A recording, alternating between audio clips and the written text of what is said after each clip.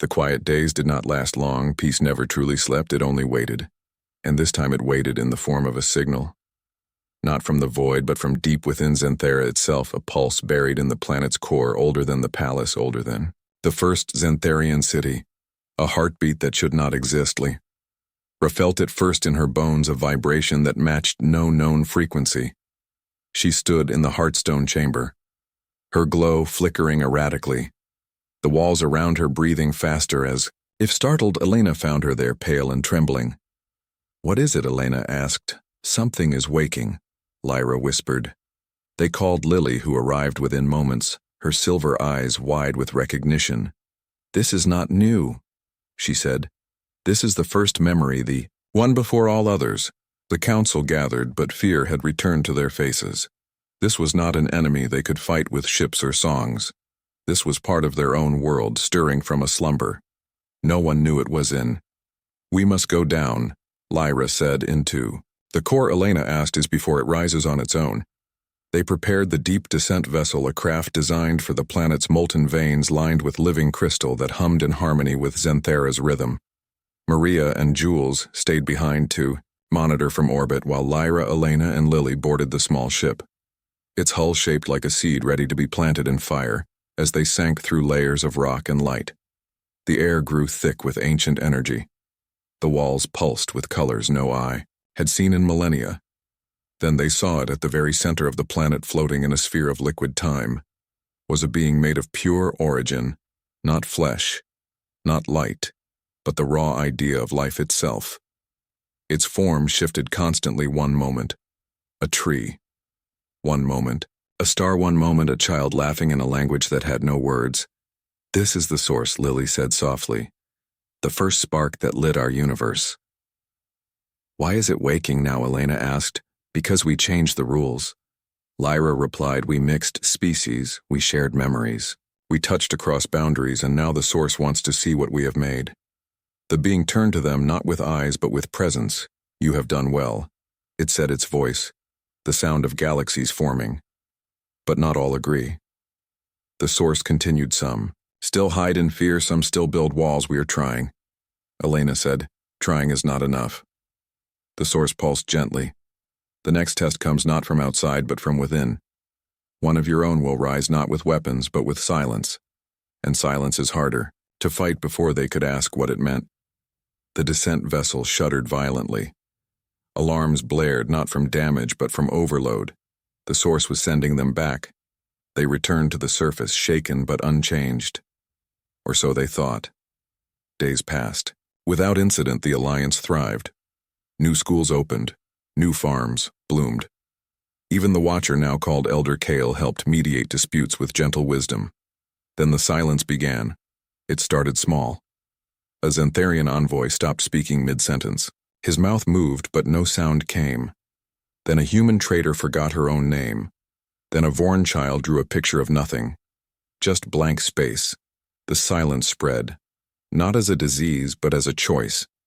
People began to withdraw, not out of fear, but out of certainty, that words no longer mattered, that connection was an illusion. Lyra watched helplessly as her own people turned away, refusing to glow, refusing to share thoughts. Elena tried to speak at a gathering, but her voice vanished halfway through her sentence only. Lily remained unaffected, but even she grew weaker, her silver light dimming. "It's the source's test," Elena wrote on a slate for Lyra to read. "It's not attacking us. It's showing us what happens when we stop reaching. But how do we fight silence?" "With silence," Lyra wrote back. "We don't." Elena replied, "We fight it with touch." That night they gathered the few who still remembered how to feel: Maria, Jules, Reed, Elder Kale, and a handful of children from Alpha 9. They went to the memory pool, not to watch but to act. Elena took Lyra's hand. Lyra took Maria's. Maria took Jules's, and so on until they formed a circle around the pool. No one spoke. They simply held on, and in that stillness something stirred. Lily stepped into the center and closed her eyes. She did not sing. She did not speak. She remembered. She remembered Elena's sister Lily planting strawberries in red soil. She remembered Lyra's first laugh when she was a child, hidden from court. She remembered Reed's shame when he realized his fear had hurt others. She remembered Kale's loneliness before he learned to care. The memories flowed not as images but as warmth, as pressure, as breath owned by one. The silent began to return. A woman touched her throat and gasped as her voice returned. A man looked at his child and wept soundlessly at first. Then, with sobs that shook the garden, the silence did not break. It softened like ice in spring-bee dawn. The alliance was whole again, not because the threat was gone, but because they had chosen each other over isolation. The Source watched from the core satisfied. Weeks later, a new school opened on Xanthera. Not for one species, but for all, its walls made of living crystal that showed stories when touched. Its floors warm like earth. Its roof open to twin suns and single moon Lyra, and Elena stood at the entrance watching children run inside human Xantharian Vorn Krell all together. "Do you think it will last?" Elena asked. "Not forever," Lyra replied, "but long enough to matter." Lily joined them, her light steady now. She held out her hands and both women took them. They did not need words. The universe had tried to teach them that connection was fragile, but they had learned something deeper. Connection was a choice made again and again, in small moments, in quiet courage, in the simple act of reaching out, and as long as even one hand reached, the darkness would never win. So they kept reaching through doubt, through fear, through silence. They reached, and the stars reached back, beneath the twin suns of Xanthera, where the sky shimmered with amethyst and gold. Princess Lyra stood alone on the obsidian balcony of her palace. Her skin glowed faintly with bioluminescent patterns that pulsed in rhythm with her emotions now. A soft indigo betraying her unease. For weeks, rumors had spread across the galaxy. Human explorers had breached the outer rim, their crude vessels poking into territories long declared forbidden by the Galactic Council. And now one of them stood. In her throne room below, Lyra was not like the other Xantharians. While her people prized logic, silence, and distance, she burned with curiosity. She had studied human archives in secret, fascinated by their messy emotions, their art, their wars, their love. They were chaotic, yes, but alive in a way her sterile world no longer was. Below, Captain Elena Cruz stood rigid in her worn flight suit, flanked by two towering Xantharian guards, whose silver armor reflected the room's ambient light like mirrors. Elena's dark hair was tied back, her jaw set, but her eyes darted around the chamber, taking in the living walls that breathed slowly, the floating orbs of light that hummed ancient songs. She looked small, fragile, but unbroken. "Trespass on sacred ground," Lyra said as she descended the spiral staircase, her voice melodic yet sharp as crystal. "The penalty is dissolution." Elena didn't flinch. "I didn't come to fight, I came to warn you." Lyra paused 3 steps from the floor, her luminous eyes narrowing. "Warn us of what your kind's incompetence. Your ships leak radiation. Your signals scream like wounded beasts. It's not about us," Elena said, stepping forward despite the guards raising their energy staves. "There's something out there. Beyond the Veil Nebula, it's consuming entire systems. We lost 3 colonies, then the Krell fleet vanished. Now it's heading this way." Lyra's glow flickered to a deep violet skepticism mixed with dread. The Veil Nebula was myth, a place even. Xantharian scouts avoided. Why? Tell us, why not run? Because running won't save anyone. Elena said, her voice dropping. "And because I saw your broadcast, the one about unity, you said. No species is too strange to understand. I believed you for the first time." Lyra felt something unfamiliar, a warmth in her chest, not fear, not logic, but hope. She raised a hand and the guards lowered their weapons. "You speak boldly for a creature who breathes oxygen and bleeds." "Red," Lyra said, stepping closer, "but boldness is rare, and rare things intrigue me." She circled Elena slowly, studying the human's posture, the tension in her shoulders, the slight tremor in her hands. Humans were so open, so exposed. No shields, no mental barriers, just raw beating truth. "You are exhausted," Lyra observed. "Your ship is damaged, your crew is small." 3 left, Elena admitted, including Lyra stopped in front of her. Their faces were inches apart. Elena smelled of metal sweat and something sweet. Strawberries, Lyra realized from her studies of human fruit. "Do you know what my people do to liars?" Lyra asked softly. "Turn them into stardust." Elena replied without hesitation. "I read the Treaty of Xylosa." Flicker of surprise crossed Lyra's features. "You read our treaties. I read everything I could find about you." Elena said your poetry, your history, your failed peace with the Vorn, you tried to save them even when they attacked you.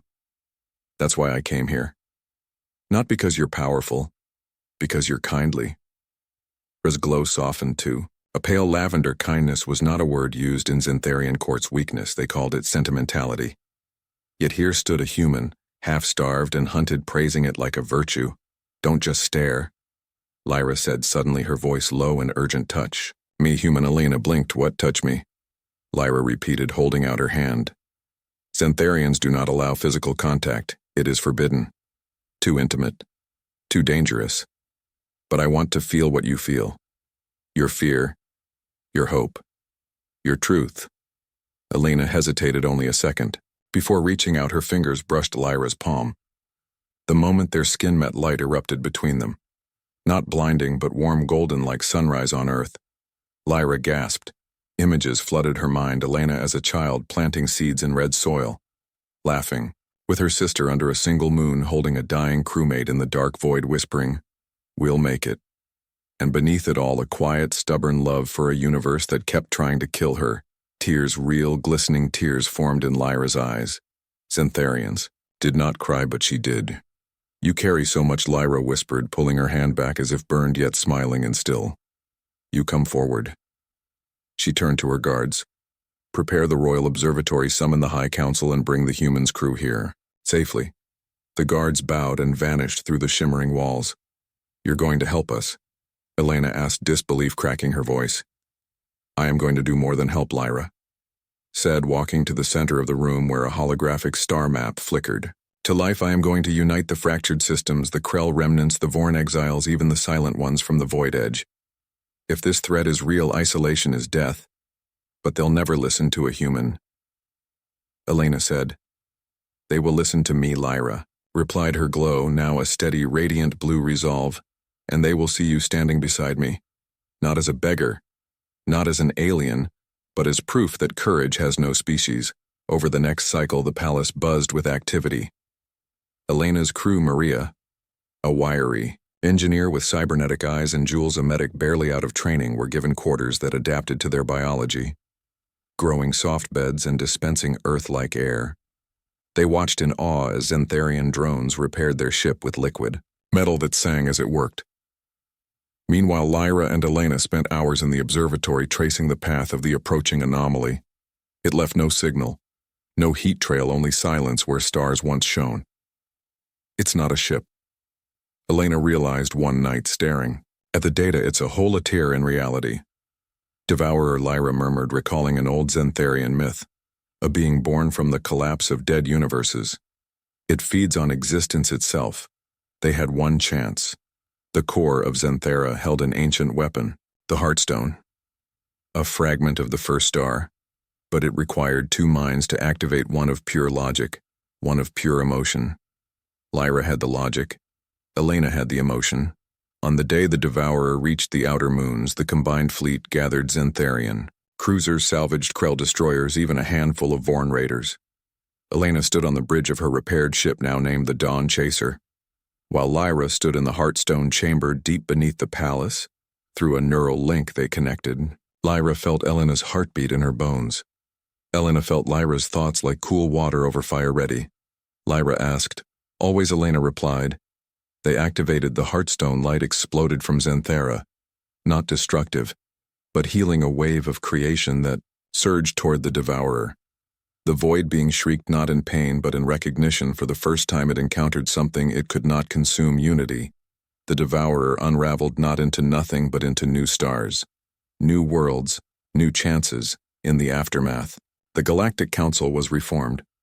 Humans were no longer outcasts but partners, and in the gardens of the Xantharan palace, Lyra and Elena sat side by side watching the new constellations. Form, you changed everything, Lyra said. We changed everything, Elena corrected gently. Lyra reached for her hand again, and this time she didn't let go. Above them, the twin suns set, painting the sky in colors no human or Xantharian had ever seen. Colors born from the meeting of two worlds, two hearts, and the quiet, unshakable truth that sometimes the most alien thing in the universe is kindness. Months had passed since the Devourer unraveled into stardust and new worlds, but Peace on Xanthera was fragile like glass under pressure the Alliance held, but trust was thin. Many Xantharian elders whispered that Lyra had been bewitched by the human, that her judgment was clouded by emotion. A dangerous flaw in their eyes. Elena felt it too. The stares in the corridors, the silence when she entered a room, the way even friendly guards stiffened when she passed. She was tolerated, not welcomed. Still, she stayed because Lyra asked her to, and because something deeper than duty held her there one evening. As the twin suns dipped below the horizon, casting long violet shadows across the palace gardens, Lyra found Elena sitting alone by the memory pool, a liquid mirror that showed not reflections but moments from the past. Elena watched images of her home, earth, blue oceans, green forests, children running through fields now lost to her forever. "You miss it," Lyra said softly. Stepping beside her, Elena nodded. "I miss the smell of rain, the sound of birds, the way the wind felt on my face here. Everything is perfect, too perfect. It doesn't breathe like Earth did lie." Ra sat beside her, their shoulders almost touching but not quite. Xantharian still, avoided touch outside ritual or necessity, yet Lyra longed for it. She remembered the warmth of Elena's hand, the golden light that had flared between them. That single moment had changed her more than centuries of royal training. "I wish I could give you rain," Lyra said. "You already gave me more than I ever expected." Elena replied, "A home when I had none. A voice when no one would listen." Before Lyra could respond, a sharp chime echoed through the garden. The emergency signal only used in times of true crisis. Both women rose instantly. In the war chamber, the High Council stood in a tight circle, their faces grim. A new transmission played on the central holosphere, grainy, distorted but unmistakable. A human ship, the USS Frontier, drifting, lifeless near the outer rim, its hull scarred with symbols. No one recognized jagged black marks that pulsed like veins. "That's Captain Davis's vessel." Elena said, her voice tight. "He was supposed to be mapping the new star clusters beyond the veil. Never checked in." Lyra added, her glow dimming to a worried gray. Then, without warning, the transmission shifted. A figure appeared, tall, thin, wrapped in shifting shadows. Its eyes glowed red, not with light, but with absence. It spoke in a voice that scraped, like stone on bone. "We are the Echo. We remember what was devoured. We return to finish what began."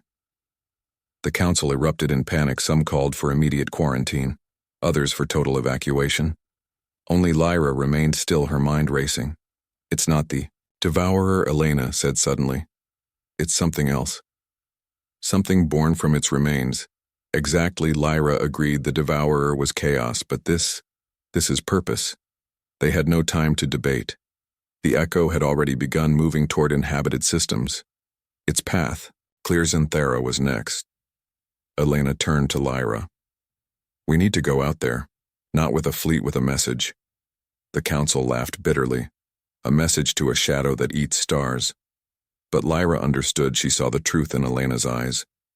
This enemy did not want destruction. It wanted memory. It wanted to reclaim what it lost, and perhaps that could be spoken. "To prepare the Dawn Chaser," Lyra ordered. The council protested, but Lyra silenced them with a single look. "I am the Violet Queen, and I will not hide while others suffer." Within hours, the ship was ready. Maria and Jules joined them without question. They had followed Elena through fire. They would follow her into shadow. As the Dawn Chaser launched into the velvet dark, Lyra stood beside Elena on the bridge, for the first time not as princess and captain but as equals. "Where do we start?" Elena asked. "The last place the devourer touched." Lyra replied, "The dead zone near Krellis." They flew for 2 cycles, the ship humming softly around them. The crew spoke little, but their presence was comfort in itself. On the 3rd day they reached the dead zone, a region where stars had gone dark, not exploded, just gone, as if erased here. Lyra said, pointing to a faint energy ripple on the scanner. "Something is hiding in the silence." Elena guided the ship closer, and there it was, a structure not built but grown from twisted metal and frozen light. It floated like a broken crown in the void. "We go in alone," Lyra said. Maria protested, but Jules placed a hand on her arm. "They trust each other." That's enough inside the structure. The air was cold and thick with static. Every step echoed strangely, as if time itself stuttered. Lyra's glow flickered weakly. The darkness here resisted light.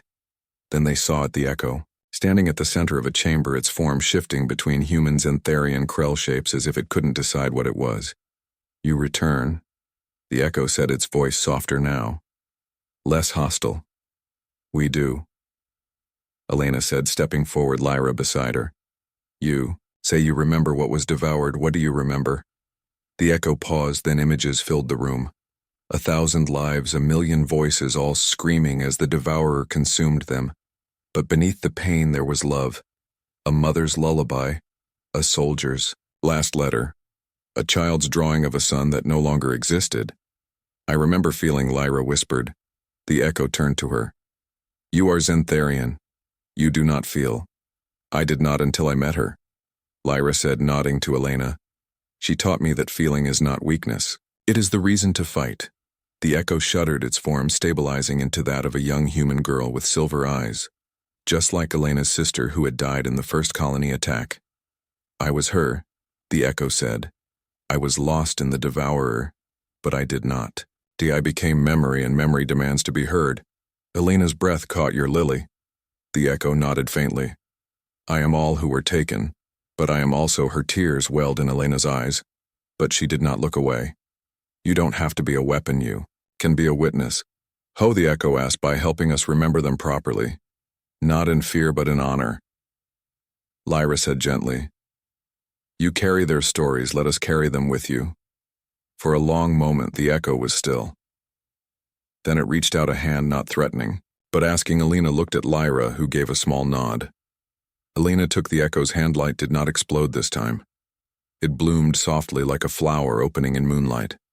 The chamber filled with voices, not screaming, but singing names of the lost planets, songs of home recipes whispered by grandmothers, lullabies in dead languages. The structure around them began to change.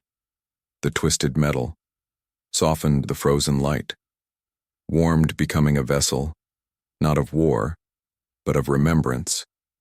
When they returned to Xanthara, they brought the echo with them, not as a prisoner, but as a guest.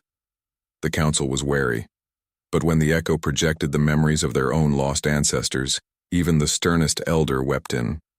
The weeks that followed, the echo helped rebuild not worlds, but connections. It showed the Krell how their children had dreamed. It reminded the Vorn of their ancient peace songs. It even helped Xantharians rediscover emotions they had buried for generations. Lyra and Elena spent their evenings in the memory pool again, but now it showed not just the past but possibilities. The future, a human child learning Xantharian poetry, a Xantharian artist painting with earth pigments, a shared festival under twin suns and a single moon.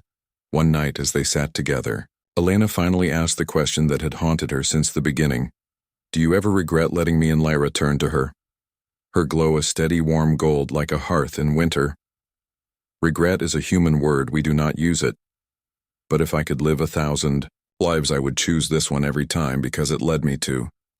You, Elena smiled, and this time she reached for Lyra's hand first. Their fingers intertwined and the memory pool rippled, showing not a past or a future but a simple image. 2 women sitting, under stars that shone because they dared to care. The echo watched from the garden, its form now calm, its eyes no longer red but soft silver. It had found its purpose not to consume but to connect, and across the galaxy, others began to listen. Not with weapons but with open hearts, because the greatest strength was not in destroying the unknown but in understanding it. Peace did not come overnight. Old fears lingered. Mistrust flared in corners. But every day Lyra and Elena stood together, a bridge between worlds, and slowly others crossed it.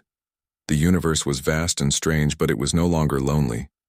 And in the quiet moments between heartbeats, between breaths, between stars, they knew they had already won, not by force, but by choice, by touch, by truth. The echo became the keeper of stories. The Dawn Chaser became a ship of hope, and Lyra and Elena became something new. Not queen and captain, not alien and human, but simply together. And that was enough. The peace that followed felt like a held breath, fragile and waiting. But for what no one knew. Lyra and Elena walked the palace corridors side by side. now not as symbols but as friends, their steps in quiet rhythm, their silence comfortable, not strained. Yet beneath the calm a new tension grew, not from enemies but from within the alliance itself. Some human colonies demanded full representation in the council, others feared Xantharian influence was too strong. The Vorn accused the Krell of hoarding echo memories for themselves, and even among the Xantharians whispers returned louder this time, calling Lyra soft, calling her human touch Delena. Heard the rumors. She saw the way council envoys avoided her gaze in meetings, how their promises came. Wrapped in conditions, she said nothing, but at night, she stared at the stars from her chamber, wondering if they had traded one war for 1,000 smaller ones. Lyra noticed her silence one evening, finding her on the eastern balcony where the wind carried the scent of Nightbloom's flowers that only opened in total darkness. "You are thinking of leaving." Lyra said not a question, but a quiet knowing. Alina did not turn. "I'm thinking of what good I'm doing here if all I bring is division. You bring balance." Lyra stepped closer, her glow a soft silver in the moonlight. "Without you, they would have turned on each other weeks ago." "Maybe balance isn't enough anymore," Elena replied. "Maybe they need someone who looks like them, who speaks their tongue, without an accent, who doesn't glow in the dark." Lyra's light dimmed slightly. Then she did something no Xantharian had done in centuries. She took Elena's hand and pressed it to her own chest, right over her heart. "Feel that," she whispered. Elena felt it, a steady pulse, warm and strong, just like a human's. "We are not so different," she said. Before Elena could answer, a sharp alarm cut through the night, not the deep chime of external threat, but the high keen of internal breach. Someone had entered the memory vault, the most sacred chamber in the palace where the Echo now resided. They reign in the vault. The air shimmered with stolen light. The Echo floated in the center, its form flickering wildly around it. 3 figures in dark cloaks, their faces hidden but their tech unmistakably human, military grade. Neural jammers designed to silence memory itself. "Stop." Lyra commanded, her voice ringing with royal authority. One of the intruders turned and lowered his hood. Captain Reed, a man Elena once served. Under his eyes hard, his jaw set. "Sorry, Elena," he said, "but we can't let the Echo stay here. It's too powerful, too dangerous in alien hands. It's not a weapon, Reed, it's a person." Elena stepped forward. "It's a weapon if we say it is." He snapped. "And we say it's coming home." Lyra moved between them. "You will not take what does not belong to you." Ede raised his hand, and 2 more figures emerged from the shadows. Not human, but Krell mercenaries hired with human credits. Selena's stomach dropped. They had been played. The alliance was already breaking, and someone had decided to steal its heart. Fighting erupted fast and brutal. Maria and Jules arrived moments later, drawn by the alarm. Maria's cybernetic eyes locked onto the jammers, while Jules activated a sonic pulse that sent the Krell stumbling back. But Reed was focused only on the Echo. He lunged. Elena intercepted him. Their bodies collided. Reed was stronger, but Elena was faster. She twisted his arm, forced the neural clamp from his grip, but not before it grazed the Echo's forma. Scream tore through the chamber, not sound but pure feeling. Loss, rage, sorrow. The Echo convulsed, its silver eyes turning black at the edges. "No," Elena cried, reaching for it. Too late, the Echo vanished. Not in light but in silence, leaving behind only a single tear that hovered in the air before dissolving into stardust. The intruders fled into the night. In the aftermath, the palace was quiet. Too quiet. The Echo was gone, and with it the fragile trust that held the alliance together. By morning, the Vorn had recalled their envoys. The Krell closed their borders, and human colonies split down the middle. Some siding with Reed, others with Elena. Lyra stood before the empty vault, her glow dull gray, the color of grief. "This is my failure," she said. "No," Elena said firmly. "It's theirs. They chose fear over faith, but we must fix it." Lyra turned to her eyes, burning with resolve. The Echo didn't disappear. It fled. It's hiding somewhere in the Veil. Nebula. The only place it feels safe, then we go after it. Elena said without hesitation. "Not we," Lyra said. "You stay here. Hold the alliance together while I go." Elena shook her head. "You don't know the Nebula like I do, and the Echo trusts me. Not you." "Not yet," Lyra wanted to argue, but she saw the truth in Elena's eyes. This was Elena's burden to bear.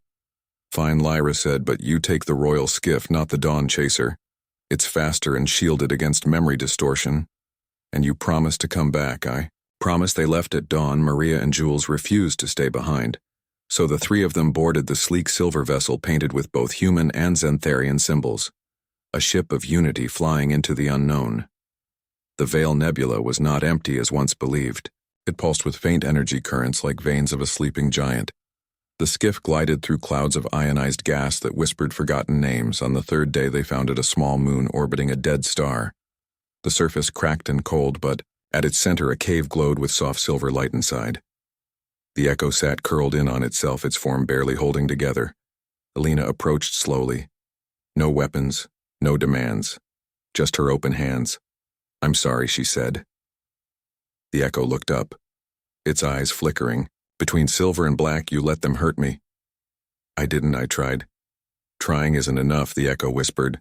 "No, it's not." Elena sat on the cold stone beside it. "I should have protected you better. I should have seen this coming." The Echo was silent for a long time, then it spoke again. "Why do you care? Because you're not just memory, you're Lily, you're my sister. And even if you're more than that, you're still someone who deserves to be safe." Tears fell from Elena's eyes and landed on the stone floor where they turned to tiny crystals that hummed with warmth. The Echo reached out and touched one. "It's beautiful," it said. "So are you." Elena replied slowly. The Echo's form stabilized. The black receded from its eyes. "But what if they come again? Then we'll be ready," Elena said, "and this time we won't hide you. We'll show them who you really are." Back on Xanthara, Lyra had not waited idle. She called an emergency summit not in the Grand Council Hall but in the Memory Pool Garden. She invited every envoy, every leader, every voice that had turned away. When they arrived, skeptical and guarded, she did not speak of treaties or power. She simply activated the pool, and the Echo appeared not as a weapon, not as a ghost, but as a child singing, a lullaby in 3 languages at once: human, Xantharian born, the song of a mother who had lost her world, but still dreamed of peace. One by one the leaders lowered their eyes. Some wept, others bowed their heads in shame. Then Elena stepped forward with the Echo beside her. "This is not ours to control," she said. "This is ours to protect together." Reed appeared at the edge of the crowd, his face pale, his hands empty. He had come alone. "I was wrong," he said simply. Elena nodded. "I know that night the Alliance was not just restored, it was reborn stronger. Not because of laws, but because of a single act of courage. A human woman who chose to care and an Echo who chose to trust. Lyra and Elena stood once more under the twin suns watching the new constellations, formed not from destruction but from understanding.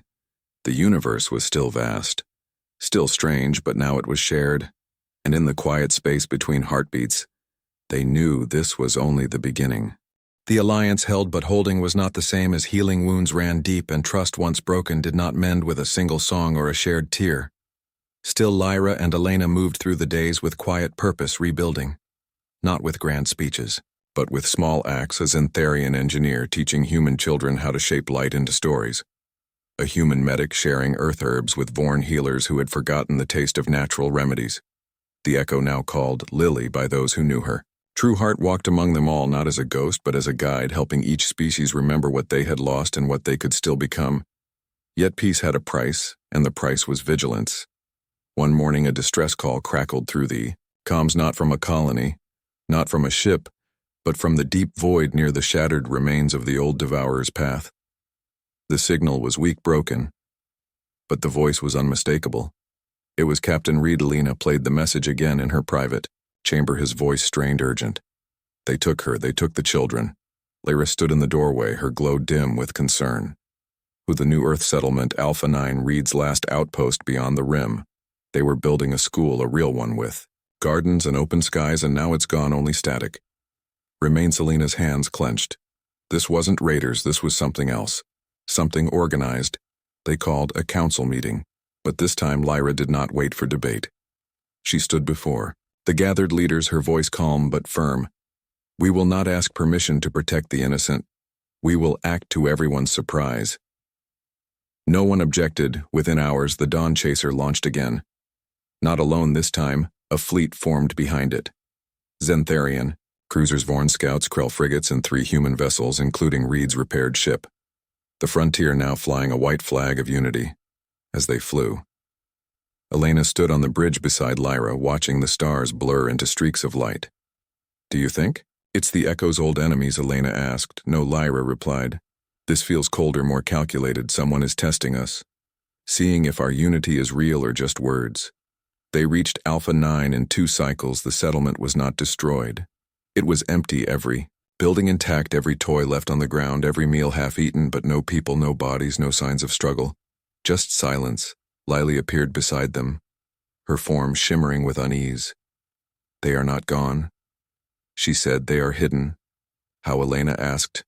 "Not in space." In time, Lyra's eyes widened. The chronovault. Elena turned to her. "What is that?" "An ancient Xantharian prison," Lyra explained. "Built during the First Great War. We sealed away enemies not by killing them, but by trapping them between seconds, frozen in a single moment forever. But it was destroyed centuries ago." "Not all of it," Lyra said. "A fragment remained hidden in the core of this moon. We thought it inert some. One reactivated it," Elena realized, "and took the colonists as leverage." Lyra finished. They descended to the surface, following Lily's guidance to a cave hidden beneath the schoolhouse. The air grew thick. The light bent strangely, as if reality itself was tired. At the center of the cave floated a sphere of twisted time. Inside it, Elena could see the colonists frozen mid-step, mid-laugh, mid-breath, their faces peaceful but trapped. Before the sphere stood a figure cloaked in shifting silver. Not human, not Xantharian, but something older. Something that had watched empires rise and fall without caring. "You are the keeper," Lyra said, recognition in her voice. "I am the watcher." The figure replied, its voice like wind through ancient stone. "And you have broken the oldest law. You have mixed what should remain separate. We have healed what was broken," Elena said, stepping forward. "Healing is chaos," the watcher said. "Order is purity. Separation is safety. Then your order is death." Elena shot back. "Look at them. They are alive, but not living. Is that your peace?" The watcher did not answer, but its form rippled with doubtly, removed beside Elena. "We do not ask for your permission to care. We do not need your blessing to protect." The watcher raised a hand. The time sphere pulsed dangerously. "Free them, or we will break your prison," Elena said. "You cannot break time watches." Lyra turned to Lily. "Can you reach them?" Lily nodded. "I am memory. I am also moment." He floated toward the sphere and placed her hands on its surface. At first nothing happened. Then a single child inside blinked. The watcher hissed and lunged, but Maria and Jules activated the skiff's resonance beam, not to destroy but to harmonize with Lily's frequency. The sphere cracked, not with force, but with song. Lily sang the lullaby again, the one she sang at the summit. But this time, it carried the voices of every species in the Alliance. Human, Xantharian, Vorn, Krell, all woven together, a chorus of unity. The sphere shattered, not into pieces, but into moments released. The colonists stumbled forward, gasping, blinking into the present. The watcher recoiled, its form unraveling, not from damage, but from disbelief. You joined them," Lyra said softly. "You are not separate. You never were." The watcher fell to its knees, its silver cloak dissolving to reveal a being of soft light. Ancient. Yes, but not cold. He forgot what connection felt like. It whispered. "Then remember," Elena said gently. "They brought the watcher back to Xanthara, not as a prisoner, but as a student. It sat in the memory pool garden for days, watching children play, listening to elders tell stories. Slowly its light warmed. The colonists returned to Alpha 9 stronger. Now they rebuilt not just homes, but bonds, inviting Vorn farmers and Xantharian architects to help shape their new world." Reed stood with Elena one evening, watching the sunset over the fields. "I used to think strength was control," he said. "Now I see it's trust." Elena smiled. "It took me a long time to learn that too." Back at the palace, Lyra found Lily sitting alone by the pool. "Are you happy?" she asked. Lily looked up, her eyes clear silver. "I am more than I was and less than I feared. I am not just memory. I am also hopefully." Or sat beside her, and for the first time in her life she leaned her head on another's shoulder. They watched the stars come out one By one in the weeks that followed, the Alliance did not just survive. It grew. New members came from the outer rim. Species once thought lost or hostile, drawn not by power, but by the simple truth that here they could be themselves and still belong. Alina still missed Earth, but she no longer felt lost. She had found a new home, not in a place but in the people around her. And Lyra, who once ruled from a throne of logic, now ruled from a garden of connection, her glow brighter than ever, not because she had all the answers, but because she had learned to ask. One night as they walked the palace paths hand in hand, a child ran up to them, a human girl with Xantharian markings on her arms, a living symbol of the new world. "Will you tell us a story?" she asked breathlessly. Ra looked at Elena, who nodded. "We will tell you the story of how the stars learned to sing together," Lyra said, and as they spoke under the twin suns and the single moon, the universe listened, not with fear, but with wonder. For the first time in eons, it felt not vast and cold but close and kind, and in that closeness they found not just peace but purpose, to keep building, to keep reaching, to keep touching even when it scared them, because in the end the most powerful force in all creation was not a weapon or a law or a throne. It was a hand reaching out in the dark saying, "Don't just stare, touch me."